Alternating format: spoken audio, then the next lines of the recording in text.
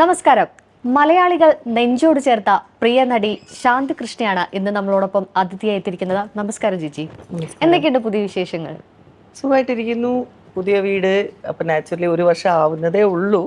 അപ്പോൾ ഇത്തവണത്തെ എല്ലാ ഫെസ്റ്റിവൽസും പുതിയ വീട്ടിലാണ്. വിഷുവൊക്കെ പുതിയ വീട്ടിലാണ്. അതെ അതെ. ചേച്ചിയാണെങ്കിൽ ഈ ഇടയ്ക്കിടയ്ക്ക് ഓരോ ഇടവേള എടുത്തിട്ടാണല്ലോ മലയാള സിനിമയിലേക്ക് വരുന്നത്. പക്ഷെ ഓരോ ഇടവേള എടുത്തു കഴിഞ്ഞാലും മലയാളി പ്രേക്ഷകർ ചേച്ചി അതേ ആ ഒരു പഴയ ഇഷ്ടത്തോട് തന്നെ സ്വീകരിക്കുക. അതൊക്കെ കാണുമ്പോൾ ചേച്ചിക്ക് എന്താ തോന്നുന്നത്? ഇതെനിക്കൊരു ഭാഗ്യമാണ് സത്യത്തിൽ. എന്നുവെച്ചാൽ അത്രയ്ക്ക് ഇഷ്ടപ്പെടുന്ന ആണ്. അപ്പോൾ എനിക്ക് വീണ്ടും വീണ്ടും പറഞ്ഞ പോലെ 80s-ലും 90s-ലും ഇപ്പോൾ 21st സെഞ്ച്വറിയിലും ഒക്കെ വരുമ്പോൾ അവരിന്നും എന്നെ അത്രയും സ്നേഹിക്കുന്നു എന്ന് വരുമ്പോൾ തന്നെ ഫസ്റ്റ് ആൻഡ് ഫോർമോസ്റ്റ് നമ്മൾ ചാനലുകൾക്കും വേണം താങ്ക്സ് പറയാൻ. കാരണം നമ്മുടെ പഴയ പടങ്ങളൊക്കെ വീണ്ടും വീണ്ടും അല്ല കാണിക്കുമ്പോൾ നാച്ചുറലി അവർക്ക് ഇവരൊരിക്കലും വിട്ടുപോയിട്ടില്ല എന്നൊരു ഫീലും കൂടി അവർക്ക് മനസ്സിലുണ്ട്. അതെ അതെ. അപ്പോൾ പ്ലസ് പണ്ട് മുതലേ അവർക്ക് എല്ലാവർക്കും സ്വന്തം അവരുടെ വീട്ടിൽ ഒരാൾ പോലെയാണ് എന്നെ കണ്ടിട്ടുള്ളതും. ആ ഒരു ആ ഒരു ഭാഗ്യമാണ് എനിക്ക്. അതുകൊണ്ട് ഇന്നും ആ ഒരു സ്നേഹം ഉണ്ട് അവർക്ക്. ചേച്ചി നിദ്രയിലൂടെയാണല്ലോ വരുന്നത് മലയാള സിനിമയിലേക്ക് ആദ്യമായിട്ട് ഭരതൻ സാറിന്റെ. ആ കാലത്ത് ഒരു സിനിമയിലേക്കുള്ള ഒരു എൻട്രി എങ്ങനെയായിരുന്നു? ആ കാലത്തൊക്കെ പെട്ടെന്ന് സിനിമയിലേക്ക് എത്തിപ്പെടാനൊക്കെ വളരെ ബുദ്ധിമുട്ടാണല്ലോ. ഇപ്പോഴത്തെ അത്ര സാധ്യതകളില്ലാതൊരു സമയം കൂടിയായിരുന്നു അത്. അതെ അതെ. അതും ലക്കാണ്. എന്നുവെച്ചാൽ ഞാൻ government of India scholarship holder ആയിരുന്നു ഡാൻസിന്, ഭരതനാട്യത്തിന്. The only one from the state of Maharashtra to get the scholarship. അപ്പോൾ ആ ഒരു ഏജ് ഗ്രൂപ്പിൽ എനിക്കാണ് ആ സ്റ്റേറ്റിൽ എനിക്ക് ഗവൺമെൻറ് ഓഫ് ഇന്ത്യ ഈ സ്കോളർഷിപ്പ് കിട്ടിയത്. അപ്പോൾ അതിൻ്റെ റൈറ്റപ്പും മറ്റേ ഫോട്ടോഗ്രാഫ്സ് എല്ലാം ഒരു തമിഴ് ഡെയിലി പേപ്പറിൽ വന്നായിരുന്നു. അതിൽ ആ ഫോട്ടോസ് കണ്ടിട്ടാണ് ഭരതേട്ടൻ, ചെന്നൈയിൽ ഉള്ള ഭരതേട്ടൻ അന്വേഷിച്ചു ഇതാരാണെന്ന് ഈ കുട്ടീന്ന്. കാരണം നിദ്ര എന്ന പടത്തിൽ ഒരു ഹീറോയിൻ്റെ ആവശ്യമുണ്ടായിരുന്നു. അപ്പോൾ അങ്ങനെ അന്വേഷിച്ച് വന്നപ്പോൾ എൻ്റെ ചേട്ടൻ സുരേഷ് കൃഷ്ണ അന്ന് കെ ബാലചന്ദ്ര സാറുടെ അസോസിയേറ്റ് ആയിരുന്നു. ചേട്ടൻ അവിടെ ഏക് ദുജെ കെ ലിയെ പടത്തിന് വർക്ക് ചെയ്തുകൊണ്ടിരിക്കുകയായിരുന്നു ചെന്നൈയിൽ. അപ്പോൾ അവരെങ്ങനെയോ മനസ്സിലാക്കി ചേട്ടൻ്റെ സുരേഷ് കൃഷ്ണയുടെ സിസ്റ്ററാണ് ശാന്തി എന്ന്. അപ്പോൾ ഞാനപ്പോൾ ബോംബെയിലാണ്. അപ്പോൾ അവർ ചേട്ടനെ മീറ്റ് ചെയ്ത് അങ്ങനെ ചോദിച്ചാന്ന് തോന്നുന്നു. അപ്പോൾ ചേട്ടൻ എന്നെ ഫോൺ ചെയ്ത് ചോദിക്കുന്നു ഇങ്ങനെ ഇൻട്രസ്റ്റഡ് ആണോ. അപ്പോൾ ഞാൻ എന്നൊക്കെ പറഞ്ഞ് ഭയങ്കര ഹാപ്പി ആയിട്ട്. ആക്ച്വലി അന്നൊന്നും ഇതൊരു കരിയർ ആക്കാനോ അങ്ങനെ ഒരു പ്ലാൻ ഒന്നും ഇല്ലായിരുന്നു. ഇത് പെട്ടെന്ന് എനിക്കൊരു ചാൻസ് ഇങ്ങനെ വന്നപ്പോൾ നമ്മൾ ഈ ജസ്റ്റ് ഒന്ന് പോയിട്ട് ഒരു സാധനം അഭിനയിച്ചിട്ട് വരുന്നോ അല്ലെങ്കിൽ പിന്നെ ഒരു ഡാൻസ് പ്രോഗ്രാം ചെയ്തിട്ട് വരുന്നു അതുപോലെ ഒരു ഫീലേ എനിക്ക് ഉണ്ടായിരുന്നുള്ളൂ. സിനിമകൾ ഇഷ്ടമായിരുന്നു, കാണുമായിരുന്നു. പക്ഷേ മലയാളം വളരെ കുറവായിരുന്നു കണ്ടുകൊണ്ടിരുന്നത്. കാരണം അന്നൊക്കെ ബോംബെയിലും ഇങ്ങനെ വളരെ അപൂർവമായിട്ടാണ് സത്യത്തിൽ പടങ്ങൾ വന്നുകൊണ്ടിരുന്നത്. പക്ഷെ അമ്മയും അച്ഛനും കാണാൻ പോകുമ്പോൾ ഞങ്ങളും കൊച്ചു പിള്ളേരാകുമ്പോൾ ഞങ്ങളെ വിളിച്ചുകൊണ്ട് അങ്ങ് പോകും. ഞങ്ങൾക്ക് ഇഷ്ടമല്ല അത്രയും ഒന്നും കാണാൻ, കാരണം ഒന്നും അത്രയ്ക്ക് മനസ്സിലാവില്ലായിരുന്നു ബിക്കോസ് ഞങ്ങൾ വീട്ടിൽ തമിഴാണ് സംസാരിക്കുന്നത്. അപ്പോൾ അങ്ങനെയാണ് മലയാളം ആയിട്ട് യാതൊരു ബന്ധവും ഇല്ലായിരുന്നു ആ സമയത്ത്. വെച്ചാൽ ഞങ്ങൾ നാട്ടിലുമൊക്കെ വന്നാലും അമ്മയും അച്ഛനും രണ്ടുപേരും കേരളത്തിലെ ആൾക്കാരാണ്. അമ്മ കാഞ്ഞങ്ങാട്, അച്ഛൻ പാലക്കാടാണ്. എന്നാൽ പോലും ഞങ്ങൾ കൊച്ചിലെ മുതൽ ബോംബെയിലും പിന്നെ കുവൈറ്റിലൊക്കെ അച്ഛൻ ജോലി ചെയ്തപ്പോൾ അവിടെ താമസിച്ചും ഒക്കെ വന്നപ്പോൾ നമ്മുടെ മൈൻഡിൽ എപ്പോഴും വീട്ടിൽ സംസാരിക്കുന്ന തമിഴ്, സ്കൂളിലെ ഇംഗ്ലീഷ്, പിന്നെ ഹിന്ദി, മറാഠി ഇങ്ങനെയൊക്കെ പോയി. അപ്പോൾ പടങ്ങൾ കാണുന്നതും ഹിന്ദി പടങ്ങളും അല്ലെങ്കിൽ ഇംഗ്ലീഷ് പടങ്ങളൊക്കെ ആയിരിക്കും. സോ ആ ഒരു അറ്റ്മോസ്ഫിയറിൽ നിന്നാണ് ഞാൻ ഈ സിനിമയിലോട്ട് വരുന്നത് തന്നെ. അപ്പോൾ അതാണ് ഞാൻ പറഞ്ഞത്, അതൊരു ലക്കായിരുന്നു. എന്ന് വെച്ചാൽ ആ ഒരു ഭരതേട്ടൻ്റെ ഒരു പടം. അപ്പോൾ ചേട്ടൻ അത് അമ്മയൊക്കെ പറ്റില്ല എന്നൊക്കെ പറഞ്ഞുകൊണ്ടിരുന്ന സമയത്താണ്. പക്ഷേ എനിക്കൊരു ഭയങ്കര ഡിസപ്പോയിൻറ്റ്മെൻ്റ് ഒന്നും പറയാനില്ല. എന്നാലും നമുക്ക് നോക്കാം ആ സ്റ്റൈലാണ്. അതെന്താന്നൊരു കൗതുകം. അപ്പോൾ ചേട്ടൻ അമ്മയെ കൺവിൻസ് ഒക്കെ ചെയ്തു. ഭരതേട്ടൻ്റെ പടം എന്ന് പറയുമ്പോൾ ഇറ്റ്സ് സംതിങ് വെരി ഗ്രേറ്റ്. എന്നുവെച്ചാൽ ഇന്നത്തെ ആൾക്കാർ ആരായാലും അങ്ങോട്ട് ചോദിക്കാൻ പോകും ചാൻസിന്. ഇതിപ്പോൾ ഇങ്ങോട്ട് വരുന്നത് കൊണ്ട് നമ്മൾ പോയി നോക്കാം, അവൾക്ക് ഇഷ്ടമാണെങ്കിൽ നോക്കട്ടെ എന്ന് പറഞ്ഞു. സോ അങ്ങനെയാണ് ഞാൻ ചെന്നൈ വരുന്നതും ഭരതേട്ടനെ കാണുന്നതും നിദ്രയിൽ അഭിനയിക്കുന്നതും. സൈമൾട്ടേനിയസ്ലി തമിഴിൽ പനീർ പുഷ്പങ്ങളിലും എനിക്ക് ചാൻസ് വരുന്നു. അപ്പോൾ അതിൽ തമിഴിലും അപ്പോൾ സൈമൾട്ടേനിയസ് എൻട്രി ആയിരുന്നു തമിഴിലും മലയാളത്തിലും. ഒത്തിരി ഫേമസ് ആയിട്ടുള്ള നായകർ, ഇപ്പോൾ മമ്മൂട്ടി, മോഹൻലാൽ, അങ്ങനെ നിരവധി ഫേമസ് ആയിട്ടുള്ള നായകന്മാരുടെ നായികയായിട്ട് അഭിനയിച്ചു. പക്ഷേ ഒരു തിരിച്ചുവരവിൽ പലപ്പോഴും ചേച്ചിക്ക് ഈ അമ്മ വേഷങ്ങളൊക്കെയാണ് ഇപ്പോൾ കിട്ടിയിരിക്കുന്നത്. അതിൽ ഡിസപ്പോയിൻമെന്റ് ഉണ്ടോ? അല്ലെങ്കിൽ വീണ്ടും ഒരു നായികയാവാൻ ഇവരുടെയൊക്കെ ഒരു നായികയായിട്ടുള്ള ആഗ്രഹമുണ്ടോ? ആഗ്രഹമില്ലാഞ്ഞിട്ടില്ലല്ലോ, നമുക്ക് തീർച്ചയായിട്ടും ആഗ്രഹം ഉണ്ടാവും. കാരണം അതൊരു ശാപം പോലെയാണെന്ന് തന്നെയാണ് ഞാൻ പറയുന്നത്. കാരണം ഒരു ആൾക്കാർ 60s അല്ലെങ്കിൽ 50, 60 ഒക്കെ കഴിഞ്ഞ് കഴിഞ്ഞാൽ, കല്യാണം കഴിഞ്ഞ് കഴിഞ്ഞാൽ മോസ്റ്റ് പ്രോബബ്ലി പണ്ടത്തെ ഹീറോയിൻസ് ആരായാലും അവർ തിരിച്ചു വരുമ്പോൾ അവർക്ക് അമ്മ റോള് അല്ലെങ്കിൽ വേറെ എന്തെങ്കിലും ഒരു ക്യാരക്ടർ റോൾസിലോട്ട് അങ്ങ് അവരെ മാറ്റുകയാണ്. ആരും ഇപ്പോൾ പെട്ടെന്ന് ഒരു ഹീറോയിൻ ആയിട്ട് വരുന്നില്ല. പക്ഷെ മമ്മൂട്ടി മോഹൻലാൽ ഓഫ് കോഴ്സ് അവർ ഹാർഡ് വർക്ക് കാരണം അവർ ഇന്നത്തെ ഈ പൊസിഷനിൽ എത്തിയിരിക്കുന്നു. Plus the world is like that. I think male oriented ആണ് ഫിലിംസും മോസ്റ്റ്ലി. അപ്പോൾ അങ്ങനത്തെ പടങ്ങളൊക്കെ വരുമ്പോഴും ആൾക്കാർ അങ്ങനത്തെ പടങ്ങളാണ് അക്സെപ്റ്റ് ചെയ്യുന്നത് എന്നൊക്കെയാണ് നമ്മൾ കേൾക്കുന്നത്. ഞാൻ പറഞ്ഞത് കേൾക്കുന്നത്. പക്ഷെ അതുകൊണ്ട് നമ്മൾ മമ്മൂട്ടി മോഹൻലാലിന് മാത്രമല്ല, ഇപ്പോൾ സുരേഷ് ഗോപിയും വീണ്ടും അഭിനയിക്കുന്നു. അപ്പോൾ ഇവരുടെ എല്ലാവരുടെയും കൂടെ നായകന്മാരായിട്ട് അഭിനയിച്ച ഞങ്ങൾക്ക് ഹീറോയിൻസ് ആയിട്ട് വരാൻ സാധിക്കാറില്ല. അവർ പറയുന്ന ഒരു ആൻസർ എന്ന് വെച്ചാൽ നമ്മൾ ചോദിക്കുവാണെങ്കിൽ അവർ പറയുന്നത് ജനം അക്സെപ്റ്റ് ചെയ്യില്ല എന്ന്. പക്ഷെ I don't believe in that. നമ്മളൊരു കൺവിൻസിങ് ആയിട്ട് ഒരു നല്ലൊരു ക്യാരക്ടർ കിട്ടിയിട്ടുണ്ടെങ്കിൽ അതിനനുസരിച്ചുള്ള സ്ക്രിപ്റ്റ് ആണെങ്കിലും നമുക്കത് കൺവിൻസിങ് ആയിട്ട് നമുക്ക് ചെയ്യാൻ പറ്റുമെങ്കിൽ ആ റോൾ തീർച്ചയായിട്ടും ജനം അക്സെപ്റ്റ് ചെയ്യും. അത് നന്നായിട്ട് വരികയും ചെയ്യും. ഇന്നും എനിക്ക് ചിലപ്പോൾ ആലോചിക്കും നയം വ്യക്തമാക്കുന്ന സെക്കൻഡ് പാർട്ട് വിഷ്ണുലോകം എടുത്താൽ ഐ മീൻ ഇറ്റ്സ് ലൈക്ക് നമുക്ക് ആഗ്രഹം ഇല്ലാഞ്ഞിട്ടില്ലല്ലോ. ബട്ട് അങ്ങനെ ആരും they are not willing to do it. തോന്നുന്നുണ്ടോ മെയിൽ ഓറിയന്റഡ് ആണ് സിനിമ? തീർച്ചയായിട്ടും അങ്ങനെ ഒരു ഫീലിംഗ് എനിക്ക് ഇല്ലായില്ല. പണ്ടത്തെ ഞങ്ങൾക്കൊക്കെ കിട്ടിയ ക്യാരക്ടേഴ്സ് എന്ന് പറഞ്ഞാൽ ഇപ്പൊ നിങ്ങൾ പണ്ടത്തെ പടങ്ങളൊക്കെ ഞങ്ങളുടെ കാണുന്നത് കൂടുതലും ഇറ്റ്സ് സ്ത്രീയാണ് കൂടുതൽ. ഹീറോയിൻ ഓറിയന്റഡ് ആയിരുന്നു ഞങ്ങളുടെ. അതുപോലത്തെ കഥകളായിരുന്നു കുറേയൊക്കെ. ഫാമിലി ഓറിയന്റഡ് ഫിലിംസ് ആയിരുന്നു. ഇന്നിപ്പോൾ ട്രെൻഡൊക്കെ ചേഞ്ച് ആയി. യങ്സ്റ്റേഴ്സ് കൂടുതൽ പടങ്ങൾ കാണാൻ പോകുമ്പോൾ അവർക്ക് അത്രയും കാണാനുള്ള ക്ഷമയും ഇല്ല. So they need the fast type of movies. അപ്പോൾ അങ്ങനത്തെ ഈ ആക്ഷൻ ത്രില്ലേഴ്സ് ഒക്കെ വരുമ്പോൾ അതുപോലത്തെ, അല്ലെങ്കിൽ ചിലപ്പോൾ സെൻസ്ലെസ് കോമഡി ഫിലിംസ് ആയിരിക്കും. അപ്പോൾ അതുപോലത്തെ ഒക്കെ ചിലപ്പോൾ പടങ്ങൾ കാണാനായിരിക്കും അവർക്ക് താല്പര്യം. അപ്പോൾ അങ്ങനത്തെ പടങ്ങളാണെങ്കിൽ ബിസിനസ് മൈൻഡഡ് ആയിരിക്കും. Naturally everybody comes into this field to make money. അപ്പോൾ ആ രീതിയിൽ അവർ പ്രൊഡ്യൂസേഴ്സും എല്ലാവരും ആ ഒരു ടെൻഷനിലാണ് അവർ പടം എടുക്കുന്നത് തന്നെ. അതുകൊണ്ട് എനിക്ക് തോന്നുന്നത് അങ്ങനെയാണ് അവർ റീസൺസ് പറയുന്നത്. ബട്ട് ട്രെൻഡ് ചേഞ്ച് ആയാൽ well and good. Because character Rolls ഒരുപാടുണ്ട് വേറെ. ഇറ്റ്സ് നോട്ട് ജസ്റ്റ് അമ്മ ക്യാരക്ടേഴ്സ്. അതെ സർ, ശക്തമായ ഒരുപാട് സ്ത്രീ കഥാപാത്രങ്ങൾ വരുന്നുണ്ട്. തീർച്ചയായിട്ടും. ഇപ്പൊ നമ്മൾ പക്ഷെ ഇപ്പൊ യങ്സ്റ്റേഴ്സിൽ ഇപ്പൊ അങ്ങനെ ആരും സ്റ്റിക്ക് ആവുന്നില്ലല്ലോ. നമുക്കിപ്പോ പടങ്ങൾ ഇപ്പൊ അനശ്വര വന്നു, മറ്റേ വേറെ ആ കുട്ടി ഉണ്ടായിരുന്നു മമിത. പക്ഷെ അവർക്ക് അതേ പോയി, തമിഴിലോട്ട് പോയി. അപ്പൊ നമ്മൾ നോക്കുമ്പോൾ okay this girls are going to stick on നമ്മൾ വിചാരിക്കും. പക്ഷെ പെട്ടെന്ന് നോക്കുമ്പോൾ അവർ പിന്നെ കാണുന്നത് അവർ തമിഴ് പടം തെലുങ്ക് പടം അഭിനയിക്കാൻ അങ്ങ് പോയി. ഐശ്വര്യ ഉണ്ടായിരുന്നു, ഐശ്വര്യ പോയി. അപ്പൊ ആ രീതിയിൽ ചിന്തിക്കുകയാണെങ്കിൽ അങ്ങനത്തെ യങ് ഹീറോയിൻസും സത്യം പറഞ്ഞാൽ അങ്ങനെ ആരും കണ്ടിന്യൂസ് ആയിട്ട് നമ്മളിപ്പോൾ പണ്ടിപ്പോൾ ഞങ്ങൾ 5-6 പേരുണ്ട് എന്ന് പറയുന്നത് പോലെ ഇന്ന് അങ്ങനെ ഓർക്കാൻ പറ്റുന്നില്ല. ആരും ഇല്ല അങ്ങനെ. അതങ്ങനെ ഒരു മേ ബി അതുകൊണ്ടായിരിക്കാം അങ്ങനെ.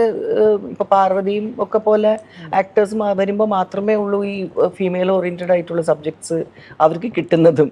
പക്ഷേ ഐ ഡോണ്ട് നോ, ഞാൻ പറയാറുണ്ട് നിങ്ങളിങ്ങനെ ക്യാരക്ടേഴ്സൊക്കെ എഴുതുമ്പോൾ കുറച്ച് നിങ്ങളെയും കുറിച്ച് ഓർക്കുക. കാരണം നോട്ട് ജസ്റ്റ് അമ്മ characters, there are so many other characters also to portray.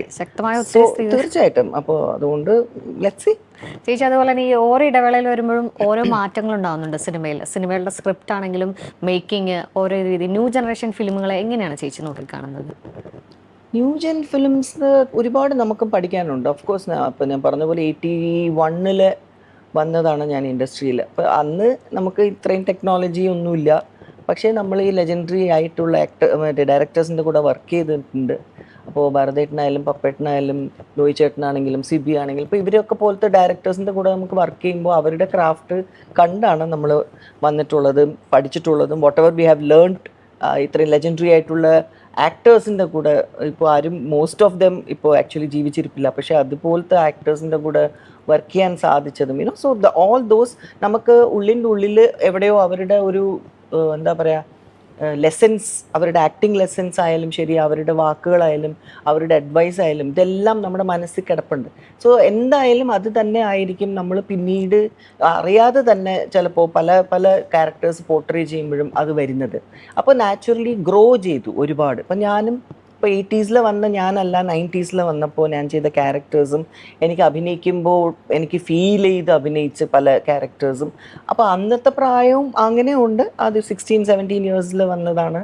പക്ഷെ അന്ന് തന്നെ കട്ടിയുള്ള ക്യാരക്ടേഴ്സാണ് ഞാൻ ചെയ്തിട്ടുള്ളത്. നിദ്രയും ഇത് ഞങ്ങളുടെ കഥ, പിന്നെ ചില്ല് പോലത്തെ പടങ്ങളൊക്കെ ഇറ്റ് ഇസ് ലൈക്ക് ഹെവി ക്യാരക്ടേഴ്സാണ്. പക്ഷെ അന്നും എനിക്ക് അതൊക്കെ കിട്ടിയിട്ടുണ്ട്, ഞാൻ ചെയ്തിട്ടുണ്ട്. പക്ഷെ എനിക്ക് ചിലപ്പോൾ തോന്നുന്നു ഇന്ന് നമ്മൾ ആ ഒരു റേഞ്ചിൽ കിട്ടുന്ന ഒരു കഥാപാത്രം ആണെങ്കിൽ നമ്മൾ ചിലപ്പോൾ അതിനേക്കാളും കുറച്ചുകൂടെ നന്നായിട്ട് കുറച്ചുകൂടെ മനസ്സിലാക്കിയിട്ടായിരിക്കും നമ്മൾ പോർട്രേ ചെയ്തിട്ടുണ്ടാവുക എന്ന്. But I M lucky that way. നമ്മൾ വീണ്ടും 90s വന്നപ്പോൾ ചകോരം, സവിതം, പിന്നെ സുഹൃതം, ഇങ്ങനത്തെ പല പല നല്ല നല്ല പടങ്ങൾ ഞാൻ ചെയ്തു. പിന്നെ ഓഫ് കോഴ്സ് ഞണ്ടുകളുടെ നാട്ടിൽ 10-25 വർഷത്തിന് ശേഷം അതെ, ഞാൻ അതിലേക്ക് വന്നതാണ്. ചോദിച്ചത്. ഓക്കെ, ഒരു 22 വർഷത്തിന് ശേഷം ഇടവേളയ്ക്ക് ശേഷം തോന്നുന്നു ഞണ്ടുകളുടെ നാട്ടിലേക്ക് ഒരു ഓഫർ കിട്ടുമ്പോൾ നിവിൻ പോളിയുടെ അമ്മയായിട്ടാണ് ചേച്ചിനെ വിളിക്കുന്നത്. അപ്പൊ ചേച്ചി നിവിൻ പോളി ആരാണ് എന്നുള്ളത് തെരഞ്ഞു ഗൂഗിളിൽ വരെ സെർച്ച് ചെയ്തു എന്നുള്ളത് ഞാൻ എവിടെയോ പറഞ്ഞതായിട്ട് ഓർക്കുന്നുണ്ട്. അതിനുശേഷം നിവിൻ പോളി ആയിട്ടുള്ള ഒരു അഭിനയം ഇങ്ങനെ, അതിനുശേഷം ഇപ്പൊ പരസ്യചിത്രത്തിൽ വരെ നിങ്ങൾ ഒരുമിച്ച് അഭിനയിച്ചിട്ടുണ്ട്. എങ്ങനെയായിരുന്നു നിവിൻ പോളിയുടെ അമ്മയായതും ഒപ്പം ചാക്കോച്ചന്റെ അമ്മയായിട്ടുള്ള ഒരു അനുഭവം എങ്ങനെയായിരുന്നു? ഓഫ് കോഴ്സ് ഞണ്ടുകളുടെ നാട്ടിൽ പോലത്തെ പടങ്ങൾ കിട്ടുന്നത് തന്നെ വളരെ ഒരു ഒരു ഒരു അപൂർവ സംഭവമാണ്. എന്ന് വെച്ചാൽ ഞാൻ എവിടെയോ കിടക്കുന്ന US-ലോ മറ്റും ഉണ്ടായിരുന്ന സമയത്താണ് ഇവർ തപ്പിപ്പിടിച്ച് എന്നെ ഈ ക്യാരക്ടറിന് വേണ്ടി അന്വേഷിക്കുന്നതും എനിക്ക് അത് കിട്ടുന്നതും. പവർഫുൾ ക്യാരക്ടറായിരുന്നു അത്. പിന്നെ അത് ഒരു തിരിച്ചു വരവിന് പറ്റുന്ന ഒരു ക്യാരക്ടറും കൂടിയായിരുന്നു എനിക്ക്. സോ അതുകൊണ്ടാണ് എനിക്കത് അക്സെപ്റ്റ് ചെയ്യാൻ തോന്നിയതും. കാരണം അത് ഒരിക്കലും ആരും ആ കഥ കേട്ട് കഴിഞ്ഞാൽ ആ ക്യാരക്ടർ വേണ്ട, അയ്യോ ഇല്ല ഞാൻ ചെയ്യുന്നില്ല എന്ന് ഒരിക്കലും പറയാൻ പറ്റൂല. ഇൻഫാക്ട് അൽത്താഫൊക്കെ പറഞ്ഞിട്ടുണ്ട്, ഞാൻ മാമിനെ ആയിരുന്നു മൈൻഡിൽ നിങ്ങൾക്ക്, പക്ഷേ മാം വരുന്നില്ല, അങ്ങനെയൊക്കെ കൺഫ്യൂഷൻ വന്നപ്പോൾ ഞങ്ങൾ വേറെ അന്വേഷിച്ചു, പക്ഷേ we didn't feel like bringing someone. അപ്പോൾ അങ്ങനെ ഞങ്ങളുടെ ഭാഗ്യത്തിന് മാം തന്നെ കിട്ടിയിരുന്നു.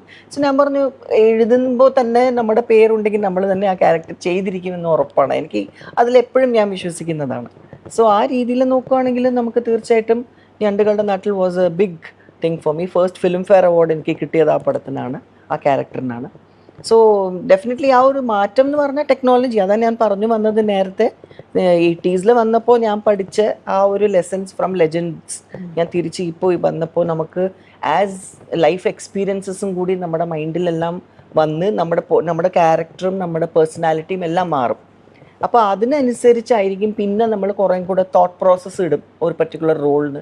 അതിനെക്കുറിച്ച് നമ്മൾ ചിന്തിക്കും, ഇങ്ങനെ പോർട്രേ ചെയ്താൽ എങ്ങനെ ഇരിക്കും, അല്ലെങ്കിൽ ആരെങ്കിലും കണ്ടിട്ടുള്ള ഇൻസ്പിറേഷൻ ആയിരിക്കും. So all this we start thinking.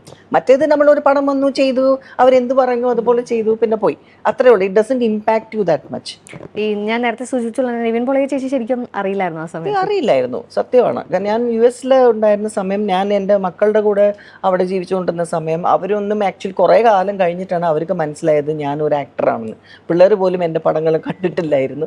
So most of the time ഞങ്ങൾ ഇംഗ്ലീഷ് പടങ്ങളും ഇങ്ങനെയൊക്കെ കണ്ടുകൊണ്ടിരിക്കുന്ന ഒരു സമയമാണ്. അപ്പം ഞാൻ എങ്ങനെയാണ് മലയാള സിനിമയായിട്ട് ഒരുപാട് വിട്ടുപോയായിരുന്നു. പിന്നെയാണ് എനിക്ക് ഇങ്ങനെ മെസ്സേജ് വരുന്നതും ഫേസ്ബുക്കിൽ, ഇങ്ങനെ നിവിൻ്റെ പടമാണ്. അപ്പോൾ എനിക്ക് മനസ്സിലായില്ല. അപ്പം നിവിൻ പോളിയുടെ പടം എന്ന് പറയുമ്പോൾ എൻ്റെ ഫ്രണ്ട്സാണ്, അവിടെ ഇരുന്ന ഫ്രണ്ട്സാണ് എൻ്റെ അടുത്ത് പറഞ്ഞു, നിവിൻ്റെ പടമോ, അയ്യോ ശാന്തി അത് എന്തായാലും ചെയ്തിരിക്കണം എന്ന് പറഞ്ഞു. അപ്പം ഞാൻ പറഞ്ഞു ഓക്കെ, വലിയ കാര്യമാണെങ്കിൽ ഓക്കെ, പക്ഷേ I don't feel 25 years 22 years എന്നൊക്കെ പറയുമ്പോൾ ഇറ്റ്സ് എ ലോങ് ഗ്യാപ്പ്. ഇനിയിപ്പോൾ ഞാൻ ചെന്ന് കഴിഞ്ഞാൽ വല്ല ഫ്ലോപ്പായി കഴിഞ്ഞാൽ പിന്നെ ആൾക്കാർ വിചാരിക്കും ഇവരെന്തിനാ തിരിച്ച് വന്നതെന്ന് ഒരു വാക്ക് ചോദിച്ചു കഴിഞ്ഞാൽ പിന്നെ കഴിഞ്ഞു എന്ന് പറഞ്ഞു. പക്ഷേ പിന്നെ ഇവർ നിവിൻ്റെ കാര്യം പറഞ്ഞപ്പോൾ ഞാൻ അത് ഗൂഗിൾ ചെയ്തു. I wanted to know who this is. I have heard their names, പക്ഷേ എനിക്ക് ആരാന്ന് ഫേസ് ചെയ്യാൻ ഫേസ് എനിക്ക് ഇറ്റ്സ് നോട്ട് പ്രോപ്പർ. ആരാണ് നിവിന്ന്? അപ്പോൾ ഞാൻ നോക്കിയപ്പോൾ ഇപ്പോൾ മനസ്സിലായി. അപ്പോൾ ഞാൻ പറഞ്ഞു ഇയാൾ.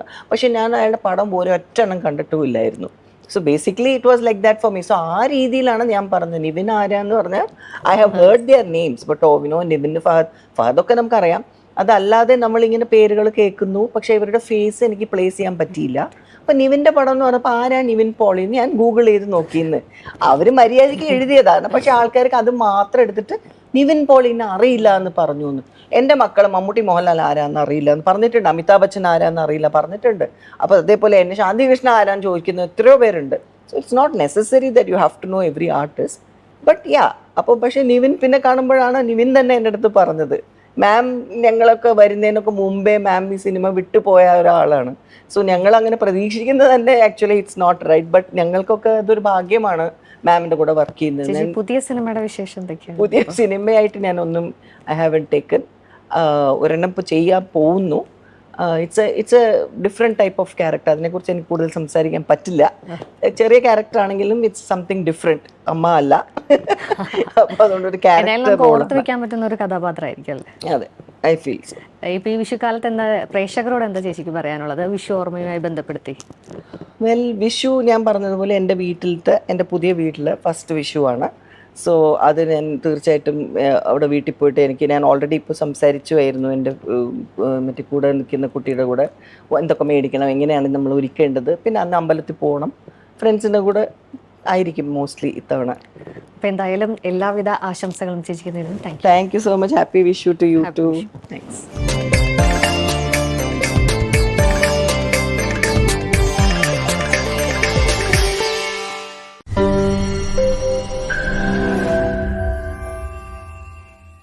ലോകത്തെവിടെയായാലും ഏത് സമയത്തും 24 വാർത്തകളും ഓഗ്മെന്റഡ് റിയാലിറ്റി പാക്കേജുകളും എക്സ്പ്ലെയിനറുകളും വിശദമായി കാണാൻ ഞങ്ങളുടെ യൂട്യൂബ് ചാനൽ നിങ്ങൾക്ക് സബ്സ്ക്രൈബ് ചെയ്യാം.